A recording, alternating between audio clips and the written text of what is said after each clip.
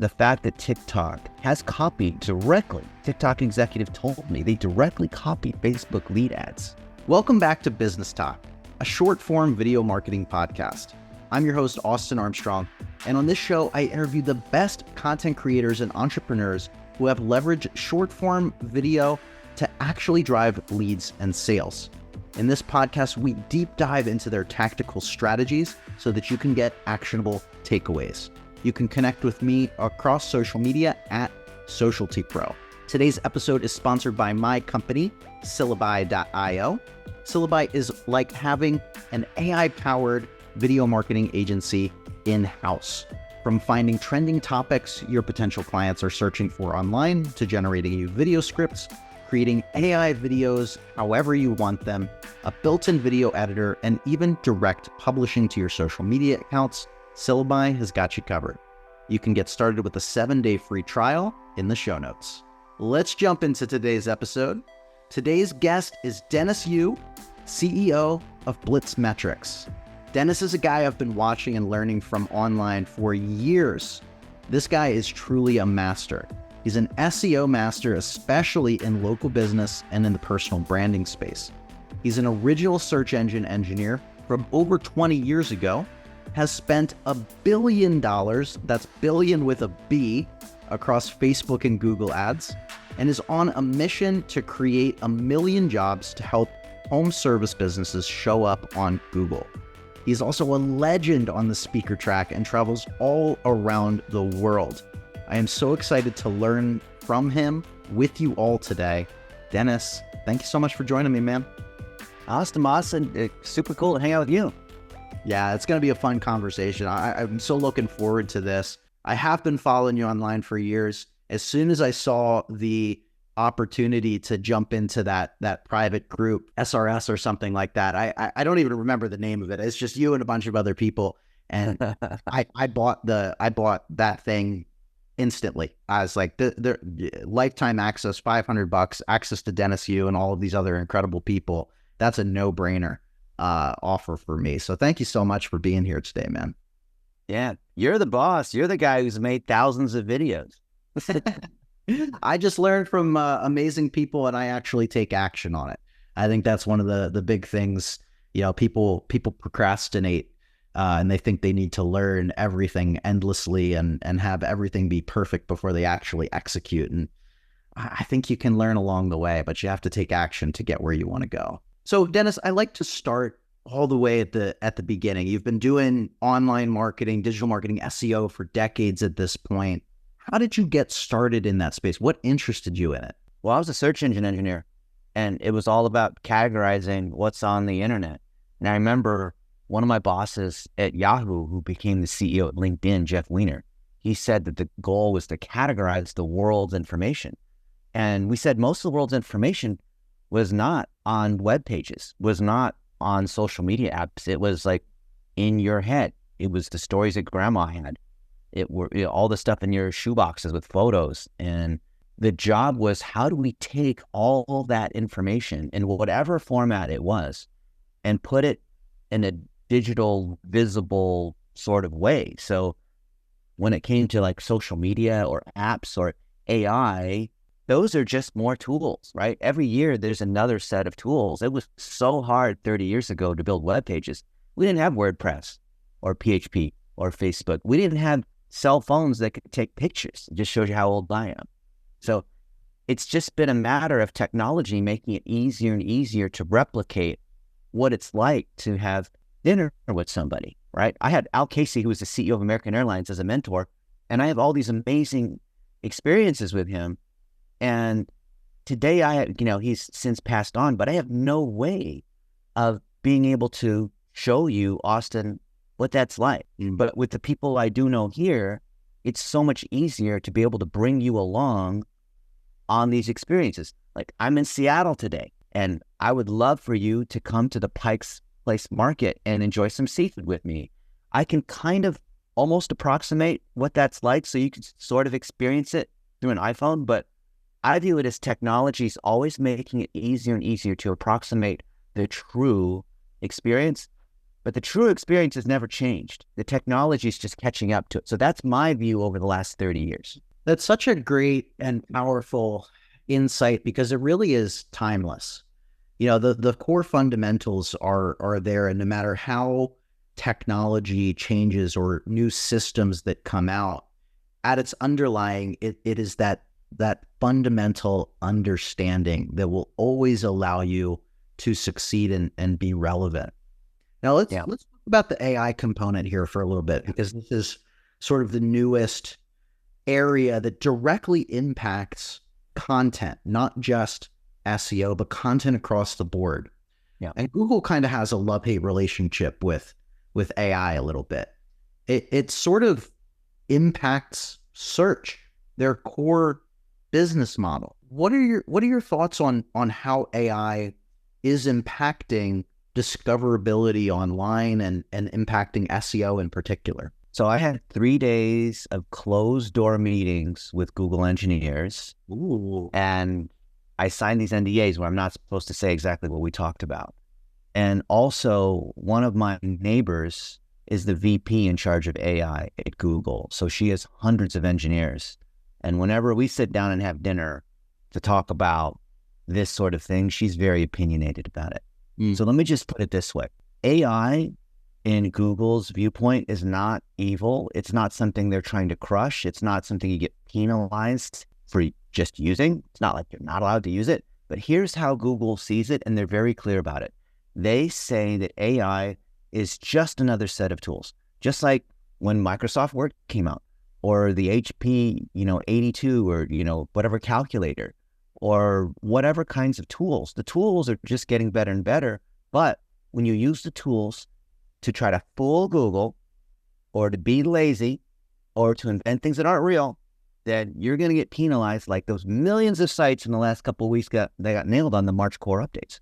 Oh, yeah. And Google has been saying, if you are using these tools to be able to showcase things that are real, as in EEAT, right? For those of us that know about SEO, experience, your actual experiences, expertise, authority, trust, that you actually have the experience as a Portland pest control company, that you actually are, whatever the thing is that you say that you do, is there proof that you actually do it?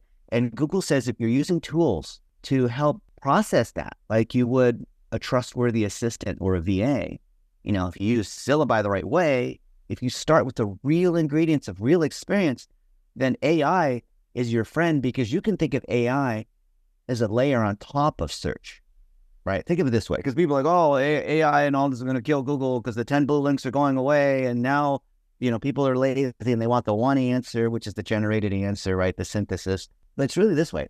Think of it like there's all these filing cabinets. There's all this data that has to be collected to then be put into a search engine. And then from there, you can analyze those results to give you the one answer, right? I've never heard anybody say this. You tell me if you have. But when I think about LLMs, whatever flavor, it's taking all these answers and giving you the one consolidated answer. So Google already has that. And it's called SGE, Search Generative Experience. And SGE is nothing more than taking the search results, which Google has a world-class expertise. No one is better than them in processing. And arguably, as my friend who's VP of this whole thing says, no one has a better angle on the truth, right? Because the LLMs just generate all kinds of stuff and they hallucinate. But if anybody were to say, who's closest at figuring out what's true, what's factually true, what's called canonical, right? I would say it'd be Google, and I would agree. And they no one can process better and cheaper than they can. So they are intentionally waiting to release this. So people are saying, oh, Google's slow and they're caught behind the ball and they're caught asleep. No, they're not. They're waiting. I've seen what they've done, and it's absolutely incredible. And I think they're just waiting for GPT-5 to come out this summer. And then they're going to try to preempt Microsoft, basically, which is OpenAI, the people who are funding OpenAI. And what they're doing is they're taking the knowledge graph, which no one has an advantage over them, over the knowledge graph, and ingesting all this information about what's going on in the world. And then they're surfacing what are basically dynamic knowledge panels. And those colored boxes, like if you search Dennis Yu, you'll see those colored boxes. Those are knowledge panels, right? Every question you have will be answered via these colored boxes, not the 10 blue links. So Google has known about this. We knew that they were ready for this 2 years ago when they made this announcement about changing E to EEAT, for those of us that study what the search engines are doing. So I'm not coming at it from the angle of, I'm biased towards the search engines because I've been a search engine engineer for a quarter century. But I've seen this progression of people that are abusing tools. And as you know, there's tons of hype and all that. I think you're doing it the right way, with syllabi. But there's a lot of people that want to just auto-generate content, which is called synthetic content. And they're going to get in trouble. So that's why some people have this love-hate thing. Like, I'm not afraid of the police because I'm not breaking the rules, right? The criminals are afraid of the police. Google's always had the same set of rules, which are very reasonable, which are very clear. Helpful content, PAA, EEAT, all these different kinds of standards. And folks like you and I actually honor that. We actually have real experiences. A lot of our friends, like my buddy Greg Beebe, is a concrete coating company in Waukesha, Wisconsin. And he's got crews of people that make shiny concrete floors. He doesn't know a thing about this internet AI thing, but he does a really good job at making shiny concrete floors, making your garage look a certain way with the shiny concrete floors. Like, that's the thing that he does. And AI is to his advantage because his technicians are documenting what they're doing. So clearly there is proof that he does what he says he does in Waukesha, Wisconsin. So good. There's so many questions that I want to unpack there. So let's start with Google has had failures in the past. They have had massive, big failures. They've bet on things and they don't always get it right. Even though they have a lot of data, they have all the money in the world, they still can get it wrong sometimes. Yeah. Do you think that they, in the long run, with these updates that they're waiting on GPT-5 to roll out in order for them to release, is going to put them ahead in the AI race and the direction that search is going? And then sort of a follow-up question to that, are you seeing people now use more of these AI-powered search engines to get those quick answers? Any chat-based LLM or something like Perplexity, which is a fast experience? Or do you think people, it's bad? Well, he's trying to say that they're going to be the Google killer because they're the answer engine instead of the search engine. I would go one step further, saying there's actually an action engine, which is, I don't want the answer, I want the thing done, right? Go ahead and take care of the task. Go ahead and build my website. Go ahead and do these other things. So whether it's like search or answer or an action, those are all just semantics of people that want stuff done for them. So here's the way I look at it. So you remember when Microsoft 35 years ago, they came out with the OS and Windows, and everyone thought they were so dominant back then that nobody could touch them, right? And then there was like Yahoo, or there was like Amazon, or any of these major players that look so big, like Google or Facebook. And whenever the next layer came, everyone thought, wow, Google's so dominant, no one could touch them. Microsoft or Facebook, or they're so dominant. But then what we discovered was than Facebook, because that game has already been done. I don't think anyone's going to beat Amazon in shopping because that game's already been done. What's going on is there's layers that are on top. So you remember back in the late 90s, Nokia dominated the cell phone market? Oh, yeah. They rocked the whole thing. And people are like, yeah, they own like 90-something% share, and no one's going to take, maybe BlackBerry or whatever. There were no iPhones back then. Yeah. But then large market share before. You look at the current modern phones, were they doing a better job, like doing more of what Nokia was doing? No, it's completely different, because today we use phones for things we don't even use it for the phone, which is making phone calls. And with AI, it's going to unlock a whole new range of things. So people who are thinking, oh, it's just going to kill Google or whatever, they don't realize that when new technology happens, it's going to unlock new things that weren't possible. When you look at the predictions of the future back in the 50s, they thought it would just be more of the same thing, ovens and cars. And if you ask people before there were cars, that they'd say, oh, the new technology would be horses that would run faster or have 6 legs or something. No, it's something completely different. So in the world of AI, no one seems to want to talk about Jensen Huang. Huang, right? I listen to Jensen. When you want to hear about AI, listen to Jensen Huang. He's the one who makes all the H100s, right? He's the guy, right? And he says what's going to happen in AI is that the cost of processing, when it goes down to basically zero, almost anything can be possible. So it's not that it's a better search. You can have any kind of movie, you can have any kind of experience, I had dinner with a billionaire and he said energy is going to be free. Therefore, food is going to be free and transportation is going to be free. All these things that lead to UBI. So I'm thinking about that, right? I'm not worried about is Perplexity going to kill Google? So back to the original question, I think Google's going to make a lot of stumbles. Like you saw the stumble with their woke image video generator. Yeah, exactly. Yeah. And there's going to be more of that kind of nonsense. But I think at the core, I mean, I don't know. You never really know. I mean, I thought Yahoo was going to dominate. We had a chance to buy Google, but we didn't. But, whatever. But I think that Google, because of their information processing advantage, because of this model called the Four Horsemen that you probably heard about, Google's, they own search. It's pretty much indisputable. Yeah. And the next layer with AI is going to be something different than search or shopping or hardware or, video games or whatever it is. It's going to be something completely different. We don't even know what that is. That's what's so scary. Yeah, it's really interesting to think about the possibilities. You mentioned hardware. I saw a lot of, I don't know if you've been paying attention to the Rabbit R1. It's just a fascinating AI-powered device. And now there's all sorts of wearables that are AI-powered that are coming out that are changing our world in real time. Rather than going to Google search, I have the Meta glasses and I can say, hey, Meta, tell me about this thing. And they're releasing multimodal very soon where you can say, what am I looking at? Which, I have up to this point, loved, like reverse image searching in your phone. You take a picture of something and you do a Google image search built in. Our world around us is changing faster than anybody can comprehend. But let's hone it in to the local home service business right now to prepare them for that future.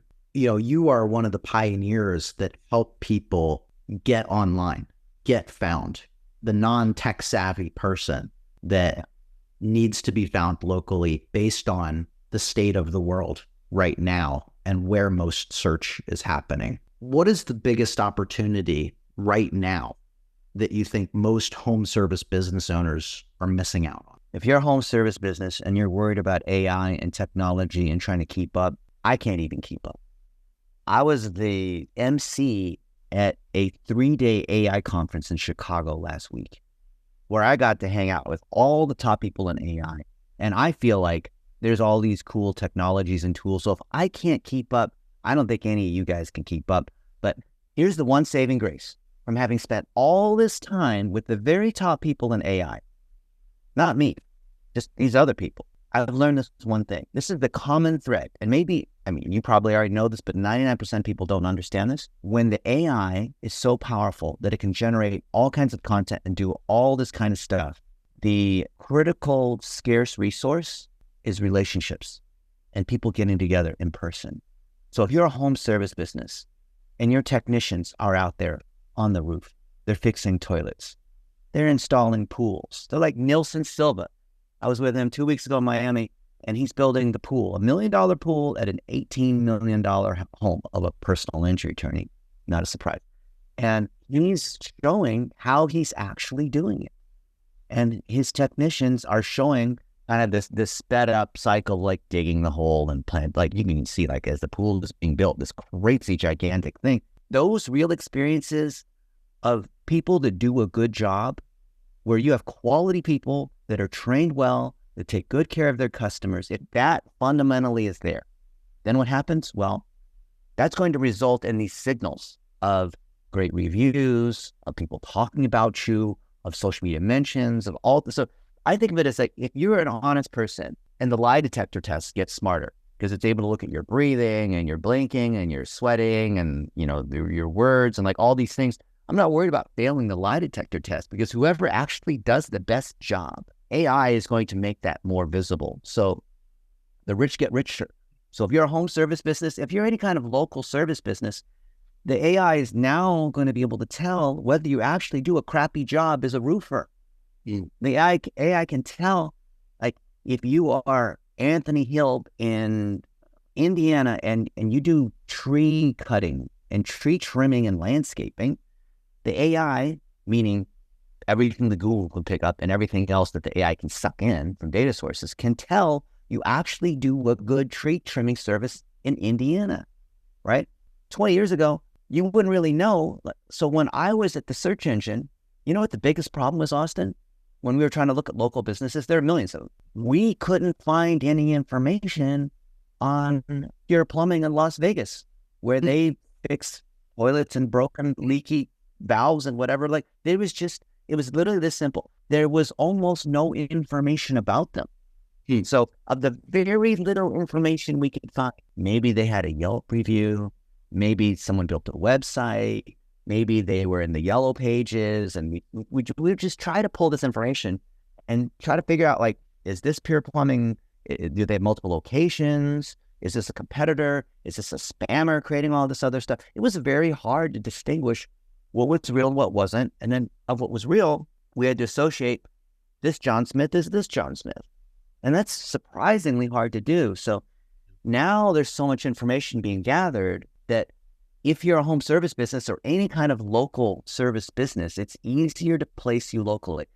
You know why the U.S. military doesn't want their soldiers taking pictures or posting on social media, right? Say that again. Why does the U.S. military prohibit soldiers from posting on social media?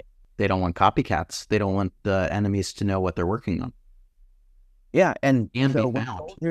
Like a soldier will post like an Instagram, a reel or a tweet or whatever, and that picture includes the geo coordinates of exactly where they are. Yeah.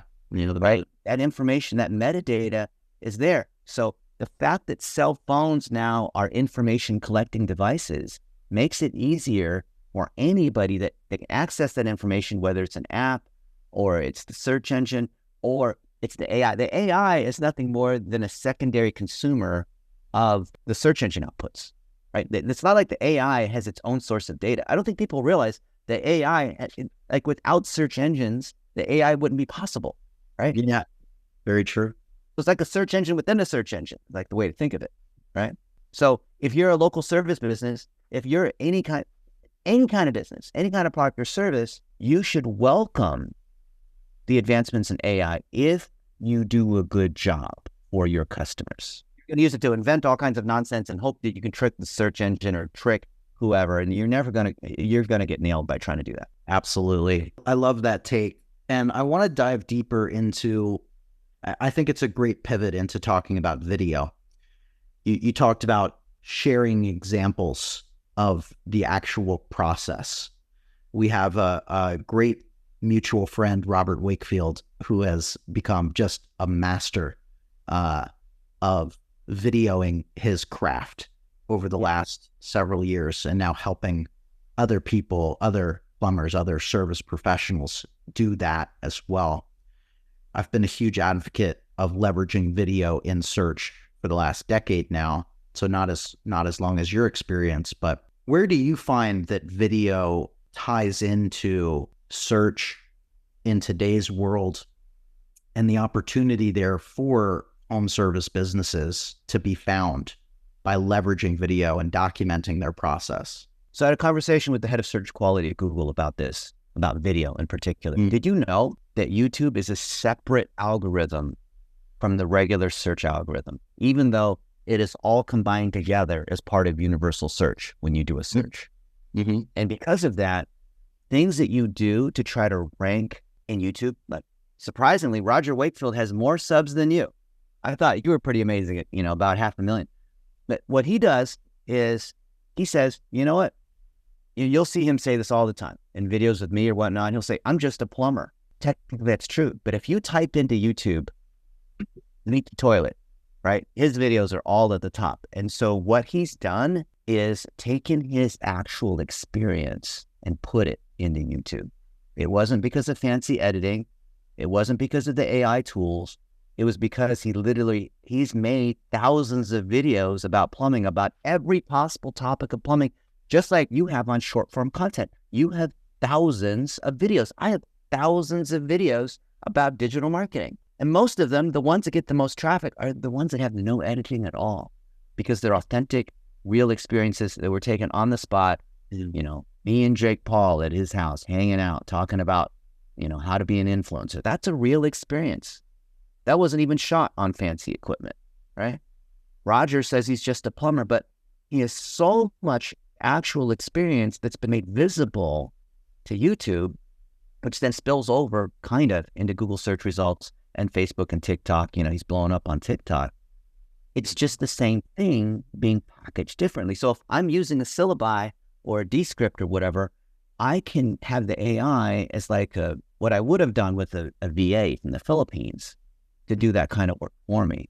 So if anything, I'm creating information gain. That's the thing that the search engine folks are talking about from the last couple months, information gain, which is taking my real experiences and then trying to concentrate it in such a way that it's actually higher quality or more concentrated than the raw, instead of synthetic, which is just generate 15 videos about whatever using this AI avatar, using my voice and image. So an example of information gain is, so Roger's made thousands of videos, like how do you become a plumber? How do you get a job in the trades? How do you use this leak detection tool to be able to figure out where the leak is? And so he's made all these videos in English, but he's used these AI tools, which Daryl Eves has given us access to, which haven't come out apparently. And now they're translated into Spanish and all these other languages.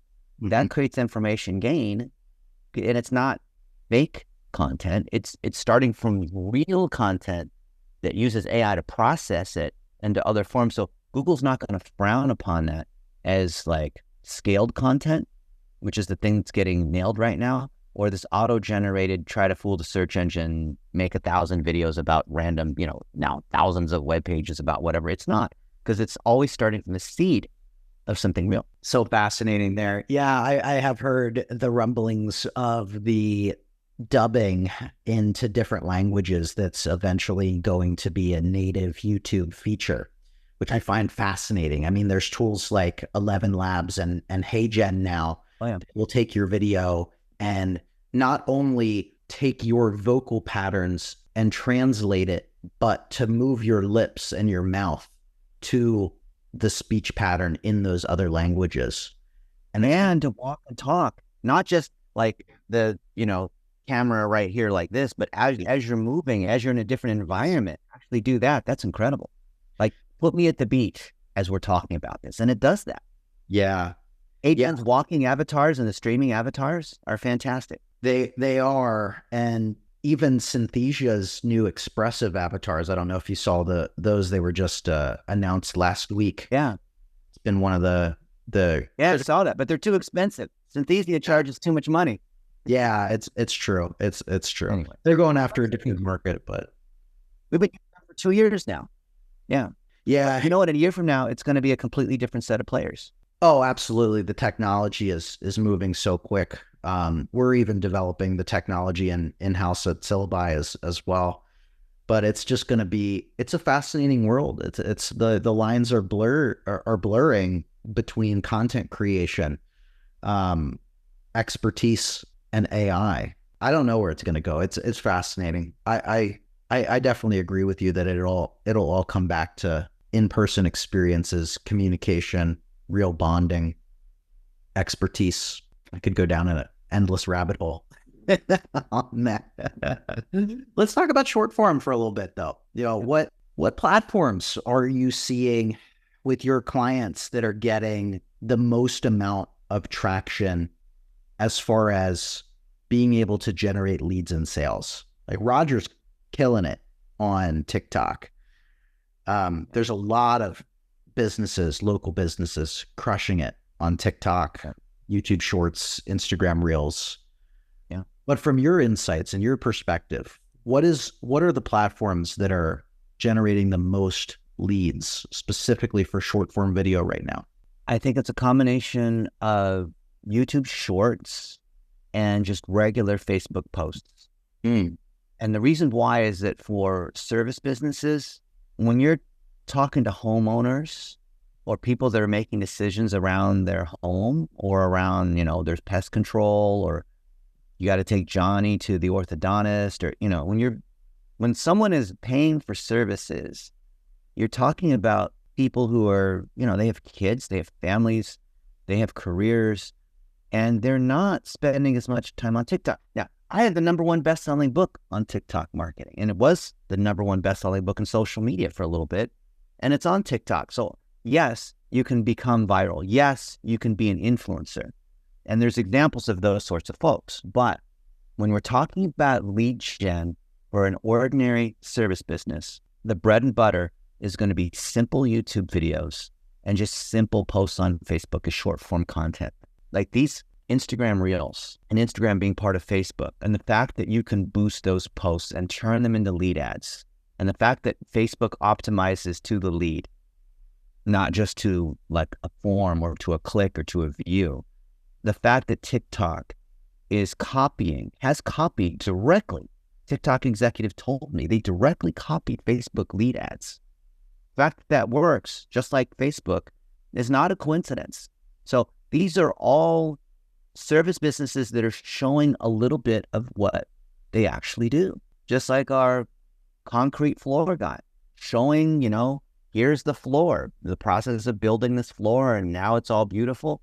And that generates more leads of other people that want the same thing. So it goes back to, if you can show in short form video and visually show, like whatever you do, you work on people's teeth, you mow their lawn, you do their roof, you give counseling, like whatever you do, if you show yourself in the act visually of doing that thing, then who cares whether it's YouTube or TikTok or Instagram Reels or whatever? Who cares if even your organic sucks and you only have 10 followers? You don't have to have 1,000,000 followers. Yeah. I've got 1,000,000 followers on social media. It doesn't matter.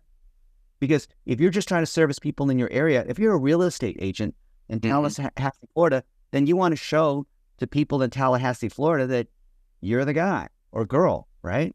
And I think people they get so distracted with the whole being an influencer thing that they forget that whatever the percent is, 95% of businesses are just regular, plain old local service businesses. They're not trying to get to 100,000 followers. They just want to generate more leads for the thing that they do. Let's dive a little deeper in there. And I can't agree more with you, especially on the Facebook point. I mean, it's not the newest, freshest, sexiest platform out there, but it's where I get the most business. It's where I make the most amount of money, get the most traction across the board. It just works. It just works for buyers.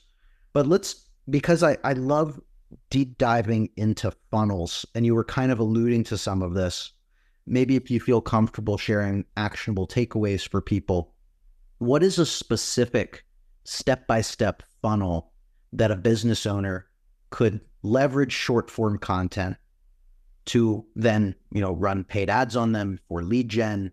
And then what's the back end funnel? If you can deep dive into that with as much as you'd like to share, it would be impactful.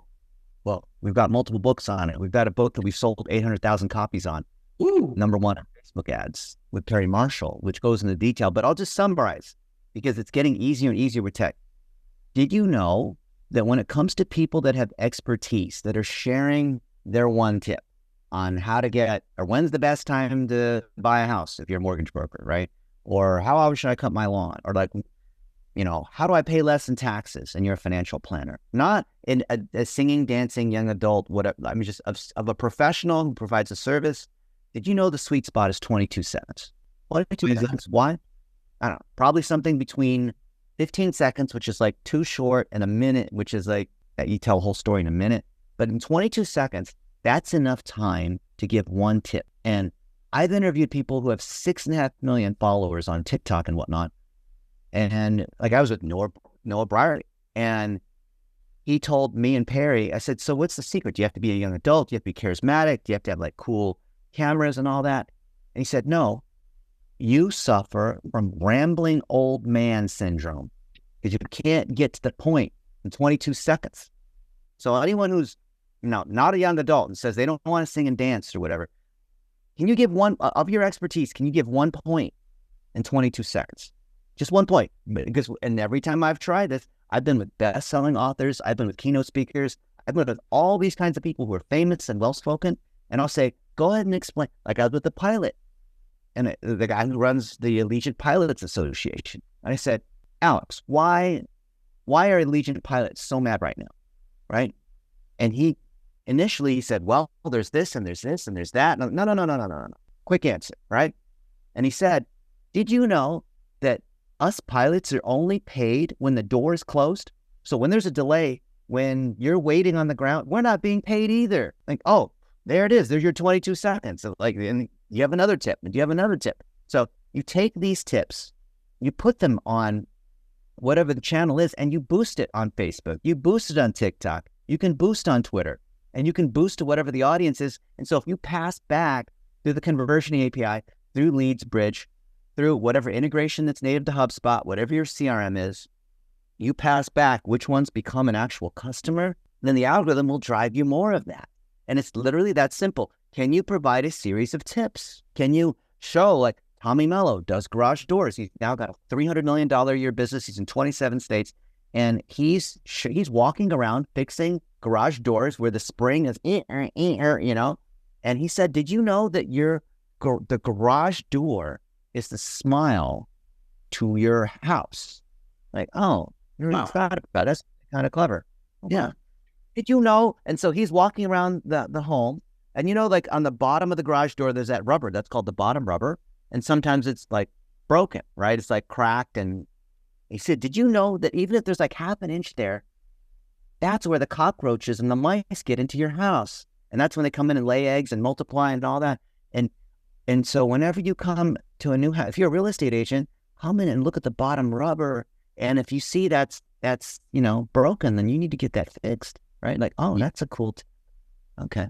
And so just tip after tip after tip, because the guy has done thousands of garage doors, fixed them himself, just like Roger has done thousands and thousands of toilets. So in your experience, can you collect a 22-second story literally with your cell phone, not a professional videographer, not, you know, a $90,000 red camera, literally with your cell phone? Can you collect 22-second stories and then put them out there on Facebook, YouTube, Twitter, TikTok, Quora, wherever it is, right? That's the thing.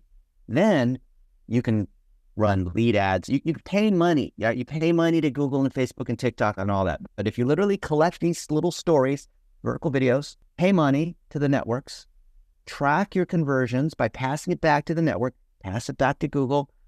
I've seen this work super, super well. Doesn't matter if you're a chiropractor or a lawn care guy or what, it's worked super well for people who are not charismatic, for people who are not, I mean, think about how boring repairing someone's air conditioner is. So we have these technicians, and they're out in the back, and they're like, wow, it's 100 degrees out in Las Vegas, and we're repairing Sarah's, you know, Sarah called because her air conditioner broke, and we're out here in her backyard, and here's her thing, and it's old, and, you know, thank goodness it's still covered by the warranty, and we're going to go ahead and repair it, and here's what we're going to do. I mean, that and these technicians are thinking, this is really boring. Yeah, but if you just literally show what you do in the city that you do it, like today, we're in Henderson, Nevada, and we're in the Green Hills area, and blah, blah, blah. Like, that's it. Now we've placed it. Now we show what's going on. That's all we got to do. That simple. Such good advice. I'm going to test that 22-second video theory and see how they perform for me. I think that's a fascinating, specific amount of time for one tip. I'm going to thoroughly test that. So thank you for that. As we wind down here, I've seen it go above a minute too, but generally, yeah, generally under a minute. Because if it goes above a minute, that means you're trying to say too many things. Yeah, I agree. My anecdotal evidence has been a 49-second video that gets at least 38 seconds of view duration. That has been my North Star for me personally, because when I hit those specific metrics, I see my videos take off 70-80% of the time. And so that's been what I've focused on. But I'm going to test the 22 seconds because I think I can get... Go ahead. We're trying to get to 35% to the end of the video. Now, your standard is way higher because you're a professional video guy, and so you have to set the standard for other people. But what we found is that 35% of people to the end of the video, or to like 95%, is really what counts. And my buddy Tom Breeze, who's the #1 performance guy, spending money on, you know who he is, He tested our dollar a day strategy, and he did this for Mr. Beast and Alex Hormozy and these other guys. He even let me record the Zoom too, which I thought was just amazing. And he found the same kind of thing. So on YouTube, for example, the videos are longer. They've been trending longer, as you know. So he's trying to get to 35% on 7 minutes.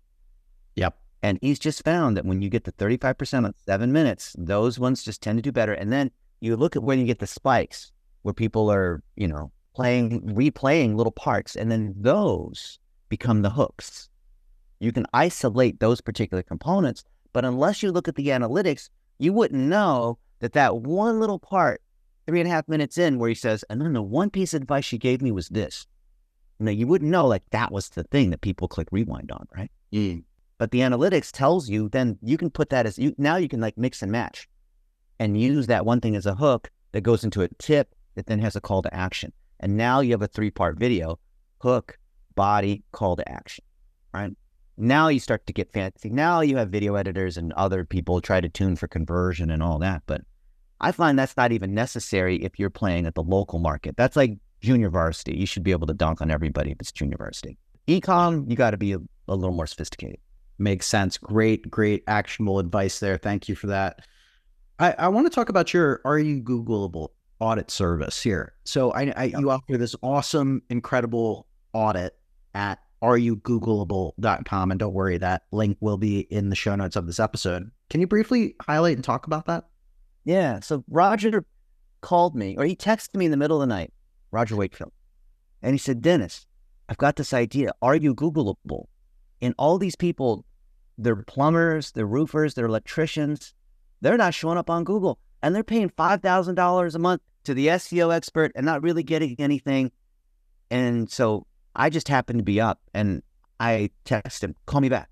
And he did. And we spoke all night until the sun went up.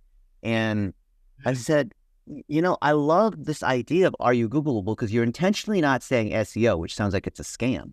But it's very easy. Are you Googleable? So if I Google, Dennis Yu, I Google Austin Armstrong, there is a basketball coach, I think. And there's also some other influencer. Yeah. And so I'd say, are you Googleable for your personal brand or your company? Are your videos showing up? Your reviews? Does your site load fast? There's all these aspects of Google, right? Is there news about you? Are there things about your employees? How's your social media?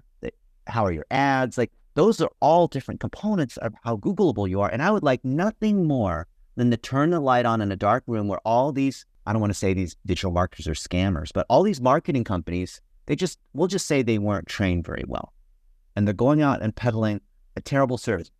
I have a friend who called me 2 days ago, $25 million a year roofer, buying another company for $12 million and just growing his roofing company. And he was going to pay this guy $5,000 a month to do SEO. He's like, I'm just a roofer. I don't know anything about SEO. I'm 60 or whatever it is, right? And this guy was selling complete garbage. But with a simple audit, literally in 2 minutes, I could determine that there was no SEO that was happening. And on and on and on. I have thousands of agencies that I coach. So I see it from the other side too. And so Roger and I said, well, why don't we just create a service, and for $200, we will run this whole audit and tell you what's going on. And in fact, if you're an agency, like Josh Nelson runs a 7-figure coaching group, which is all these agencies, right? Arguably the best one. And he said, you know what? It'd be really smart for the agencies to get the Are You Googleable report on behalf of their clients before the client then says, you know what? I ran the report and all these things are broken. So, Austin, how Carfax works, you can see was the thing in a wreck and was the engine replaced? And so why don't we have that for digital marketing? Why don't we have a clear standard? If you're a local service business, if you're you're a real estate agent, you're a dentist, you have a license, right? You're a plumber, you have a license. You fly a plane, you're a surgeon, you have to get licensed. In digital marketing, there's no such thing. So Austin, I could just declare myself as an expert, right? And how would you know? There's no city inspector that's going to come around. Now we have an inspector. It's areyougoogleable.com. And I love it. I've done dozens of these audits. It's so much fun. It's so good. If you want to give it away for free, I would even, you can choose 10 people. We'll give it away for free because we're not doing it for the money. All that money goes into employing young adults that we have that are in our program, and then VAs that are in the Philippines and other places. You heard him, everybody. Go click that link in the description, reach out, and you might just get some time with Dennis. I was just doing some searches on my name because we had talked about this on a previous webinar. I have a unfortunately very competitive name. There's a large influencer, and the Florida Gators defensive coach football is Austin Armstrong. But when you search for Austin Armstrong SEO or Austin Armstrong AI, I dominate. So, yeah, but how many people are going to search that? So we need to get you more citations. Now, the influencer Austin Armstrong is going to be a little tougher because I want to say there's like 150 searches per month or whatever on him. But if you have more searches per month than he does, then you will demonstrate to Google that you, let's see if I got the number. I'm sorry, no, it's 3,500 searches per month on his name. Yeah. And they want to know his age. They want to know this, I guess, the wife, his TikTok influencer, birthday, height, all this other stuff on this other guy. And then there's the football coach. Yeah. But you can beat these guys because you have enough of an audience. I think you can beat the 3,500 a month if you structure your data better. Because I think you're killing it on social media because you do the short form video. But I think from an SEO standpoint, there's a lot more things that you could do. Yeah. I'm probably going to have another conversation with you on that. I'll help you for free. Just tell everyone about it, like what you're doing with Socialty Pro, right? And even though Instagram doesn't pass link juice, Instagram carries a really strong signal. Absolutely. I've always been you have so much great content. You're just and you're not using schema correctly. And then you're also a Forbes Council. Like I wouldn't do Forbes Council because people know that's paid, right? Forbes Agency Council. Yeah. It ranks though. Your TikTok courses. So you're a course on Teachable. Yeah. I think you need to get your web properties up to par with where your social is. Very true. I'm gonna work on that with you. Well, yeah. Part two, we'll deep dive. I want to be respectful of your time, Dennis. This was so incredible. I could chat with you for the entire day and ask selfish questions. But if anybody wants to work with you, get a hold of you, leverage your knowledge, what's the best way that they can get a hold of you? Well, you can go to areyougooglable.com and get an audit, or because we practice what we preach, literally Google my name, Dennis Yu, and you'll see a knowledge panel show up. And we get knowledge panels for people who are not famous. People say, oh, you got to be famous. No, you don't. Like my buddy here, Danny Liebrand, who's brand new in digital marketing. He's got a knowledge panel, right?